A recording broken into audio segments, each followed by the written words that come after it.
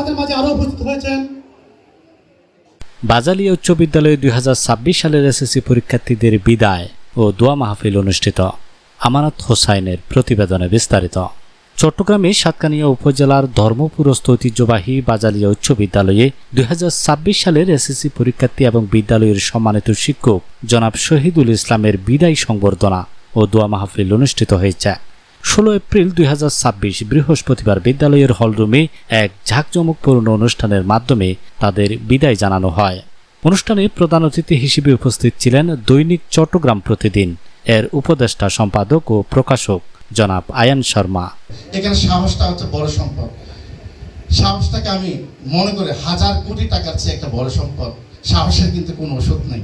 সাহসটা কিন্তু আপনার প্রতিষ্ঠান থেকে না, পরিবার থেকে শিক্ষা নিয়ে পরিবার থেকে শিখতে হয়। আমি কিন্তু অত্যন্ত সাহসী একজন। মৃত্যু আমার জন্য কিছু না। আমি জানি মৃত্যুকে আমি বিশ্বাস করি। আমি ধর্মকে যেমন বিশ্বাস করি, আমি সৃষ্টিকর্তাকে বিশ্বাস করি। যদি মৃত্যুকে বিশ্বাস করে থাকেন তাহলে মৃত্যুর কোনো ভয় আমাদের না থাকা উচিত। যেখানে মৃত্যুকে বিশ্বাস করবেন সেখানে সাহসী হয়ে উঠবেন। সাহসটা এমন একটি সম্পদ যেখানে। বিশেষ অতিথি হিসেবে বক্তব্য রাখেন বাজালিয়া উচ্চ বিদ্যালয়ের সহকারী প্রধান শিক্ষক জনাব গিয়াসউদ্দিন চৌধুরী ও বিশিষ্ট সমাজসেবক রাসেল চৌধুরী।